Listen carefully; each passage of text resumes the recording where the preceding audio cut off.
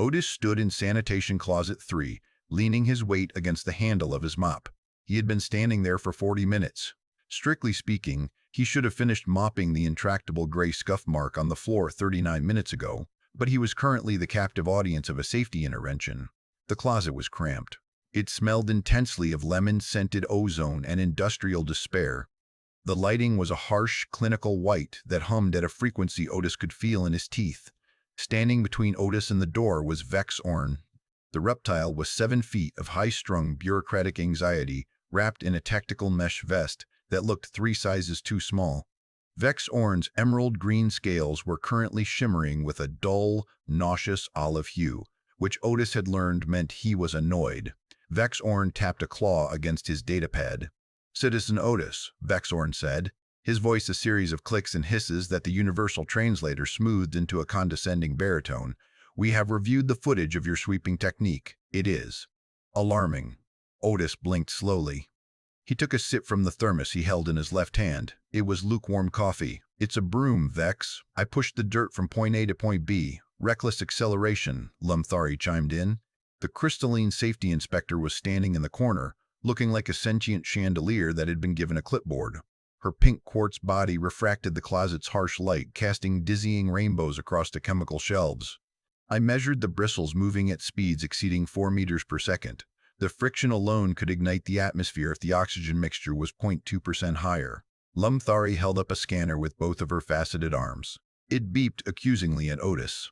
"The atmosphere is fine," Otis said, checking his watch. "My lunch break started 2 minutes ago. Can we wrap this up? I have a sandwich that isn't going to eat itself." Vex Orn hissed, his tail twitching nervously behind him and knocking over a bottle of floor wax. The bottle hit the deck with a hollow thud. Vex Orn jumped, his scales flashing a pale mint green for a split second before returning to olive. "This is exactly what we mean," Vex Orn said, gesturing wildly with his 2 clawed hands. "Humans are oblivious to danger. You lack the biological imperative to fear physics. Look at you. You are soft. You have no carapace. Your bones are made of calcium chalk. If you fall, you squish." "I don't plan on falling," Otis said. "Nobody plans on falling, Citizen Otis." Lumthari vibrated, a sound like a wet finger circling a wine glass. "That is why it is an accident. We are revoking your mop privileges until you complete the Class 4 inertial dampening seminar. Please hand over the implement." Otis sighed. He looked at the mop. It was a stick with string on the end. He looked at the 2 aliens, who were staring at the mop as if it were a loaded plasma rifle. He extended his arm to hand it over. Then, the universe decided to intervene. A deep, resonant thud echoed through the station's hull. It wasn't a loud noise, more like a heavy book being dropped in the apartment upstairs, but the vibration rattled the bottles of cleaning fluid on the shelves. The lights in the closet flickered once, then died. A second later, the emergency backups kicked in, bathing the room in a pulsing, angry red wash of light. "Alert," the station computer announced, its voice calm and terrifyingly polite. "Micrometeoroid impact in Sector 4. Hull integrity compromised. Atmospheric venting detected. Lockdown initiated." Otis felt the floor tilt slightly to the left. He shifted his weight to keep his balance, taking another sip of coffee to steady his hand. The aliens, however, reacted as if the sun had just exploded. Vex Orn let out a sound that sounded like a tea kettle screaming in a wind tunnel. His scales, previously a nice healthy green, instantly drained of all color, turning a horrifyingly pale beige. This was his species' involuntary camouflage response to terror, trying to look like sand to avoid predators. He dropped his datapad. It shattered on the floor. Lumthari went stiff. Her entire body glowed with an intense, blinding red light from within, turning her into a human-sized strobe light. A high-pitched chiming sound, like wind chimes in a hurricane, began to emanate from her torso. "We are dead," Vex Orn shrieked, pressing his back against the door. "The void, the cold vacuum. I can feel my blood freezing already." "The act just turned off, Vex," Otis said, leaning against the shelving unit. "It's actually getting warmer." "Heat death," Lumthari chimed, her faceted head spinning around. "Thermal runaway. My lattice structure will expand. I will shatter." Otis looked at the red light pulsing on the wall. "Guys, calm down. It's just a little bump. The stabilizers will kick in. You don't understand." Vex Orn grabbed Otis by the shoulders of his blue jumpsuit. The reptile's grip was surprisingly weak, his clawed fingers trembling. "We are in Sector 4. The lockdown seals the bulkheads. We are trapped in a sanitation closet during a Class 1 emergency. Otis pulled away gently.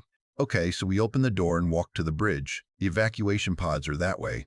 Vexorn looked at Otis with wide, yellow slit eyes. He reached into his tactical vest, fumbling with a pouch. His hands were shaking so badly he dropped the object twice before managing to hold it up. It was a deflated ball of thick orange plastic. "Citizen Otis," Vexorn stammered, his beige scales looking sickly in the red emergency light. "As the ranking security officer, I am initiating Protocol 77B. This is a civilian stasis sphere. You must get inside immediately." Otis stared at the plastic wad. "What is that?" "It is for your safety," Lumthari chimed, vibrating so hard her feet were making clicking sounds on the metal floor. "It inflates with impact-resistant foam. It will keep your fragile mammalian body from turning into jelly when the station collapses." "Get in the ball, Otis." "I am not getting in a hamster ball," Otis said flatly. "I have claustrophobia.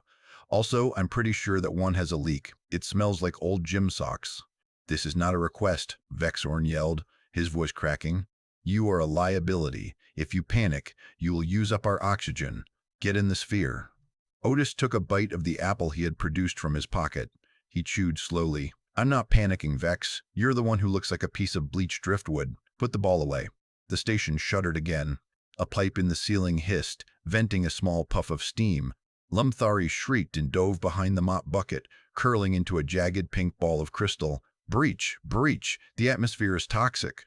Otis waved the steam away with his hand. "It's just the water line for the sink. Look, we're wasting time. Let's just get out of here." Otis turned to the door. It was a standard heavy blast door, currently sealed shut with a glowing red lock icon on the panel. He pressed the open button. Nothing happened. The panel beeped an error code. "You fool!" Vexorn cried from the floor, where he had curled his tail around his legs. "The power is out in the corridor. The maglocks are engaged. We are sealed in. This is our tomb." "A tomb that smells of lemon cleaner." Otis looked at the door. There was a manual override wheel set into the wall next to it. It was painted with yellow and black hazard stripes and labeled "Emergency Use Only." "What about that?" Otis pointed with his thermos. Vexorn looked up, tears leaking from his slit eyes. "The manual cycle? Are you mad? That wheel connects directly to the hydraulic pistons. The manual clearly states it requires 4,000 psi of torque to disengage the maglocks. It is designed for a Siege-class power loader droid to operate, not organic life forms." 4,000 psi, Otis repeated. "That sounds like a lot." "It is impossible," Lumthari chimed from behind the bucket. "My structural integrity would fail at 500 psi. If you attempt it, your arm bones will snap like dry twigs." "Just sit down and accept our fate, Otis. Put on the sphere. Die with dignity." Otis looked at the wheel. It was about the size of a dinner plate. It looked rusty. He really wanted his sandwich. He also really didn't want to die in a closet with a screaming lizard and a disco ball lady. "Well," Otis said, screwing the cap back on his thermos and setting it on a shelf, "might as well give it a try. Beats listening to you two hyperventilate." "No!" Vexorn scrambled up, grabbing Otis's leg. "Don't do it. The recoil will shatter your spine. Think of your soft, squishy vertebrae." Otis shook the lizard off his leg. "Relax, Vex. Step back." Otis stepped up to the wheel. He planted his feet. He grabbed the cold metal rim with his right hand. He didn't even use two hands. He just wanted to see if it would budge. He gave it a tug. Grrr, clank. The wheel groaned, dust falling from the mechanism. It rotated a quarter turn. Vexorn stopped screaming. His mouth fell open, revealing rows of small, sharp teeth. Otis frowned. "Little stiff," he mumbled. "Needs grease." He gripped the wheel tighter, braced his shoulder against the wall, and pulled. The metal shrieked. Gears ground together deep inside the wall. With a sound like a gunshot, the magnetic seal broke. Thoom! Otis spun the wheel 3 full rotations. The heavy blast door hissed and slid open halfway, revealing the dark corridor beyond. Otis dusted off his hands. There, doors open. He picked up his thermos and turned back to the aliens. The silence in the closet was deafening. Vexorn was staring at Otis. His eyes were so wide, they looked like they might pop out of his skull. His scales were flashing rapidly between beige and green, unable to decide if he was terrified or confused. He looked at the heavy steel wheel, then at Otis's arm, then back at the wheel. Lumthari had uncurled. She was glowing a soft, bewildered purple. "Physics?" she whispered. "Biology? Error?" Come on, Otis said, stepping out into the corridor. Cafeteria is this way.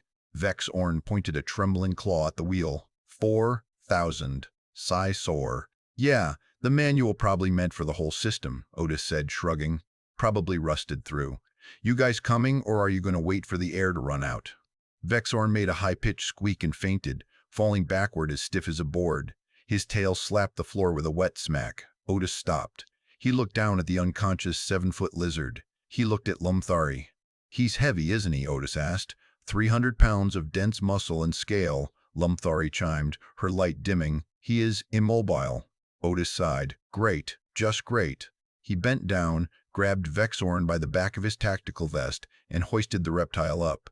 Grunting slightly, he draped the limp security chief over his left shoulder like a rolled-up carpet.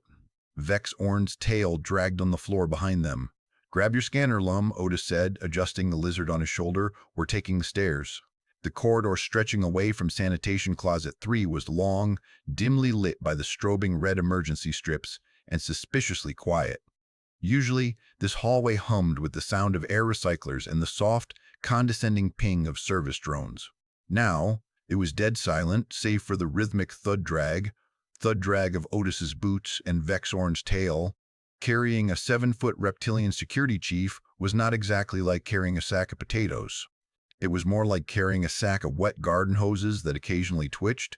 Vexorn was dense, muscle and scale packed tight for a high-gravity world that didn't exist, and his tactical vest kept snagging on the zippers of Otis's jumpsuit. You are drifting to the left, Lumthari chimed from behind. Her voice was tight, vibrating with the sort of frequency that made fillings ache. Statistically, if you continue this trajectory, you will scrape Citizen Vexorn's cranial ridges against the bulkhead in 12 meters. Otis adjusted his grip, hoisting the lizard higher on his left shoulder. He's heavy, Lum. If you want to swap, let me know. Impossible, Lumthari said. She was walking, or rather, skittering 5 paces behind him, keeping perfectly centered in the hallway. My lattice structure has a tensile strength rating of Class 2. Citizen Vex Orn weighs 300 standard units. If I attempted to lift him, I would instantly delaminate. I would become a pile of very expensive gravel. Right, Otis grunted. Gravel. Got it. He kept walking. The air was starting to feel stale, but not dangerous, just like the inside of a subway car during rush hour. To Otis, it was annoying. To the aliens, apparently, it was the breath of the Reaper. About 50 meters down the hall, the weight on Otis's shoulder shifted. A low, guttural growl vibrated through Vexorn's chest, resonating directly into Otis's ear. Unhand me, beast, Vexorn mumbled, his voice thick with sleep.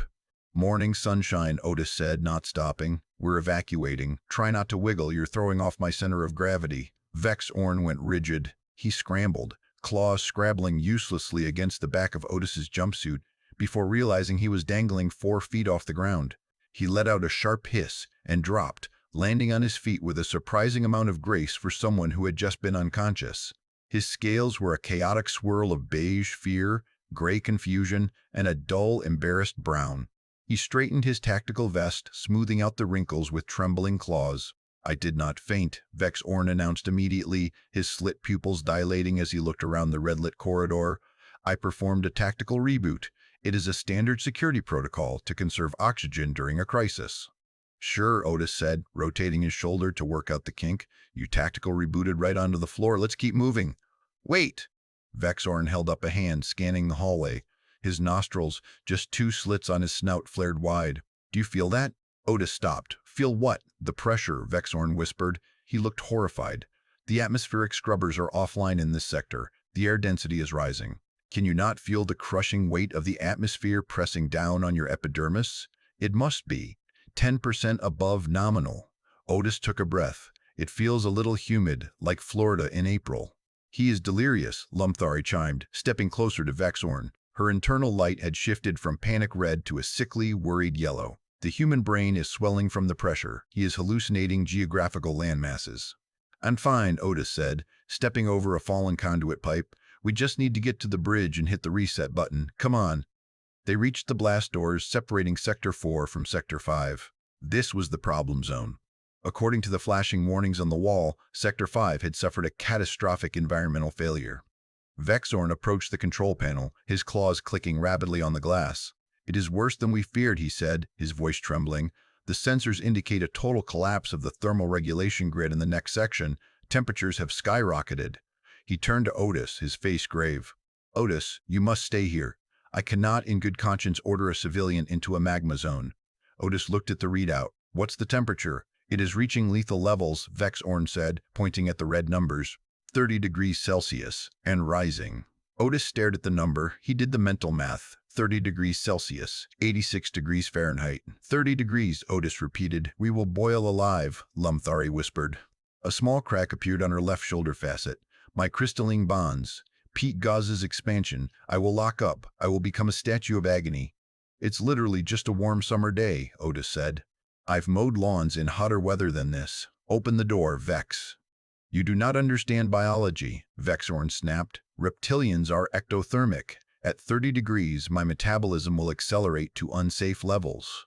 I will burn through my caloric reserves in minutes. I will starve to death before we reach the bridge. I have half a protein bar in my pocket, Otis offered. You can have it. Vexorn looked at the pocket, then at the door, then back at Otis. Open it, he commanded, his voice shaking. But if I perish, tell High Command I died fighting a sun god. Vexorn typed in the code. The door slid open. A wave of warm air hit them. It wasn't burning, it wasn't searing, it was just 20 worn. It smelled a bit like heated plastic and ozone. Off. Vexorn gagged, stumbling back as if he'd been punched. He clawed at his collar. The heat, it strikes like a hammer. Lumthari stepped through the threshold and immediately froze. Her chime became a discordant grinding noise. Thermal.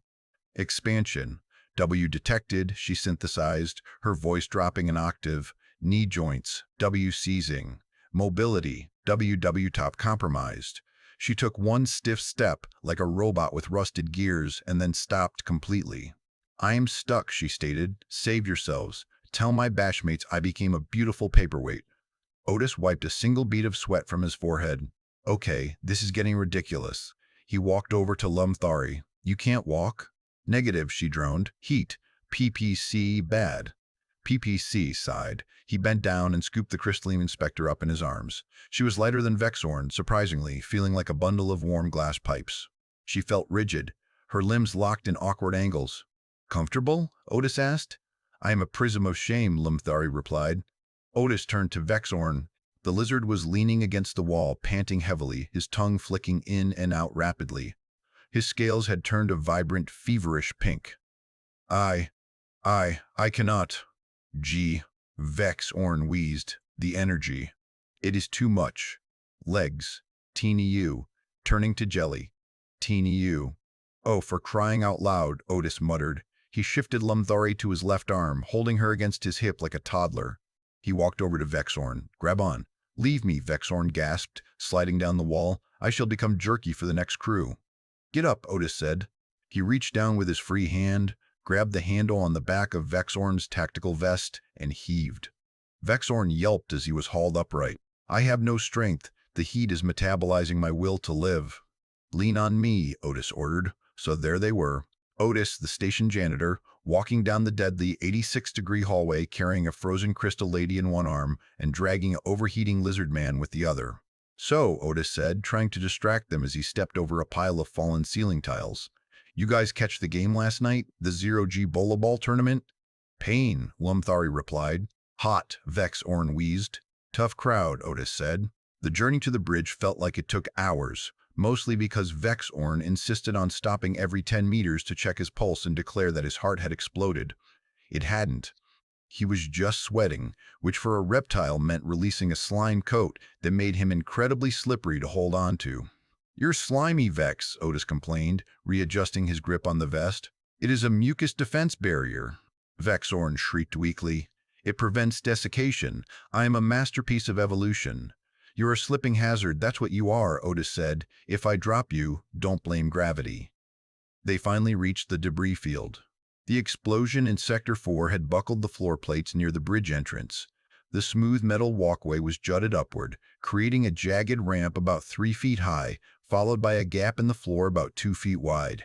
Beneath the gap, dark cables and pipes were visible. To Otis, it was a step up and a hop. To the aliens, it was Mount Everest leading into the Mariana Trench. Vexorn stared at the obstacle, his eyes glazing over. The path is broken. The station is severed. We are on an island of doom. It's a stat, Vex, Otis said. Look. Otis stepped up onto the buckled plate. He stood there, balancing the aliens. See? Sturdy. The gap, Lumthari chimed, her light flickering dimly. It is a chasm to the underverse. If we fall, we will be electrocuted by the bowels of the ship. It's 2 feet wide, Otis said. I could step over this without jumping. You estimate your stride with the arrogance of a god, Vexorn whispered. Do not risk it, citizen. We shall build a camp here. Perhaps rescue will come before the heat cooks us into soup. Otis rolled his eyes. Hold on tight. No, do not. Otis hopped. It wasn't a graceful leap. He was carrying roughly 400 pounds of alien biomass. It was a heavy, flat-footed thud. He cleared the gap with a foot to spare, landing on the other side with a heavy clank of his magnetic boots. Vexorn screamed, a high, piercing sound that sounded like a balloon being strangled. Lumthari emitted a single, loud bing like a microwave finishing its cycle. We're alive? Vexorn asked, patting his chest. We flew? You can fly? Humans can fly? It's called jumping, Vex, Otis said, resuming his walk toward the bridge door. We do it all the time, sometimes for fun. Fun, Vexorn repeated, staring at Otis's profile with a mixture of horror and reverence. They defy gravity for leisure. Monsters. They arrived at the bridge access. The massive doors were sealed tight. The emergency lights here were blinking rapidly, indicating a total lockdown. Otis dropped Vexorn gently-ish onto the floor and set Lumthari down against the wall. Okay, Otis said, wiping slime off his jumpsuit. We're here. Get the door open. Vexorn tried to stand, his legs wobbling. He reached for the control panel, but his claw slipped on the screen. Lockdown mode, he wheezed. Security override required. I cannot input the sequence. My neural pathways are sluggish from the thermal trauma. Move over, Otis said. What's the code? It is voice print locked, Vexorn cried. And the sensors are behind that reinforcement plate. He pointed to a thick, clear panel next to the door. Inside was a red lever and a microphone. We need to break the seal to access the emergency override. Otis looked at the panel. It was labeled transparent aluminum, Class A, so break it, Otis said. With what? Vexorn gestured hysterically at his empty belt. I dropped my plasma cutter in the closet. We have no heavy ordnance. That is military-grade transparent aluminum. It can withstand small arms fire. Lumthari, who was starting to thaw out slightly now that the air was circulating a bit better near the bridge, chimed in. Tensile strength. W excessive. We need a diamond-tip drill or a sonic resonance cannon. We have a janitor and a mop bucket, which we left behind. Otis looked at the glass. It looked thick. He looked at his hand. He looked at his thermos, which was clipped to his belt. Stand back, Otis said. Otis, no. Vexorn tried to grab his leg again. You will shatter your metacarpals. Your hand is made of meat and small, fragile sticks. Do not strike the hull material. Otis unclipped the thermos. It was a heavy stainless steel bottle dented from years of abuse. It had survived 3 different space stations and 1 very aggressive garbage disposal unit. Hey, Vex, Otis said, weighing the bottle in his hand. Yes, citizen? You know how you said humans lack the imperative to fear physics? Yes, sometimes physics just needs a little encouragement. Otis didn't wind up like a boxer. He just gripped the thermos by the neck, hardened his stance, and swung it like a hammer, aiming for the corner of the pane where the stress points were weakest. Crack. It wasn't a smash. It was a sharp, brutal crack. A spiderweb of white lines instantly bloomed across the transparent aluminum. Vexorn gasped, turning a pale, ghostly white. Impossible. Otis swung again. Crack. A shard of the indestructible material fell onto the deck, chiming as it hit. Otis swung a 3rd time. Crash. The center of the panel gave way, showering the floor with diamonds of safety glass. Otis reached in, ignoring the jagged edges, and grabbed the red lever. He pulled it down. Override accepted, the computer chirped pleasantly. Voice authorization bypassed. Welcome to the bridge. The massive doors groaned and hissed, sliding open to reveal the cool, dimly lit command center. Otis turned back to the aliens. He clicked his thermos back onto his belt. After you, he said. Vexorn stared at the broken glass. He reached out and touched a shard with a trembling claw. Class A, Jane, shatterproof. Shatterproof, Jane. He broke it with a beverage container. High-density steel, Otis muttered. Good brand, keeps the soup hot. He grabbed Vex Orn by the vest and hauled him into the bridge. He went back for Lumthari, who had managed to unfreeze her knees enough to shuffle forward. "You possess kinetic output exceeding industrial limits," Lumthari whispered as she passed him. "I shall update your risk assessment file. You are now classified as heavy machinery." Inside the bridge, the situation was chaotic. Screens were flashing red. Alarm klaxons were blaring, but it was empty. The night shift crew had apparently evacuated via the escape pods immediately, leaving the station to drift. "Stabilizers," Otis said, pointing at the main console. "Fix it." Vex Orn stumbled to the security station.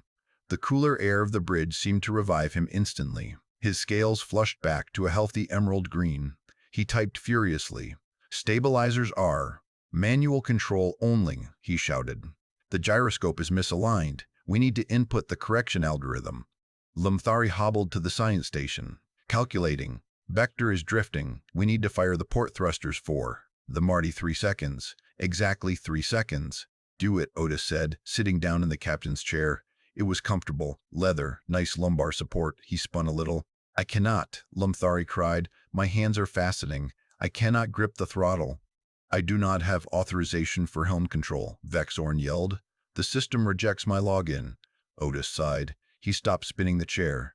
"Which one is the thruster? The big red lever in the center?" Vex Orn pointed. "But it is stiff. It requires—" "Let me guess," Otis said, standing up. 4,000 psi? "No," Vex Orn said. "It just sticks sometimes. You have to jiggle it." Otis walked over to the helm console. He looked at the lever. He grabbed it. He jiggled it. He pulled. Whoosh. The station shuddered. The floor vibrated. Slowly, the red lights on the main screen turned to yellow, then to a soothing green. The artificial gravity normalized, the slight tilt of the floor correcting itself. The hum of the air conditioner kicked back in with a beautiful, steady drone. "Station stabilized," the computer announced. "Hazard contained. Life support operating at 100%. Silence fell over the bridge. Vex Orn slumped against his console, sliding down to the floor in a heap of relief. "We survived. Against all odds, we survived the fire and the void." Lumthari's glow returned to a soft, pleasant pink. Probability of survival was 0.04%. Anomaly detected. Anomaly is named Otis. Otis looked at his watch. Lunch break is definitely over now. He turned to leave, but Vex Orn scrambled up and blocked his path. The lizard looked at Otis with a new expression. It wasn't condensation anymore. It was fear, mixed with awe. "Citizen Otis," Vex Orn said, bowing his head slightly. "You walked through the inferno. You carried the weak. You shattered the unbreakable shield with a drinking vessel. You are the apex predator." "I'm a janitor, Vex," Otis said, yawning, "and my back hurts." "You're heavier than you look." "I shall write a commendation," Vex Orn promised, his eyes shining. "I shall recommend you for the elite hazard squad. You shall have a plasma rifle. You shall have power armor." "No thanks," Otis said. "I just want a new mop. The string on mine is getting frayed." Lumthari approached, holding a small shard of the broken glass. "I have kept this," she said solemnly, "a relic of the berserker." "Okay, that's creepy," Otis said. "Keep it if you want. I'm going to the cafeteria. I think they're serving that reconstituted noodle stuff today." He walked past them, out the bridge doors, and back into the corridor. Behind him, the two aliens watched him go. "Did you see his stride?" Vex Orn whispered. "He walks with no fear of the ground." "He is density," Lumthari agreed. "He is the unmovable object." Otis turned the corner and disappeared from view. He unclipped his thermos, unscrewed the cap, and took a swig of his tepid, sludge-like morning brew. "Man," he whispered to himself, "really gotta fix that wheel in the closet next week." He tapped the side of the thermos. "And get a new thermos. This one's got a scratch now."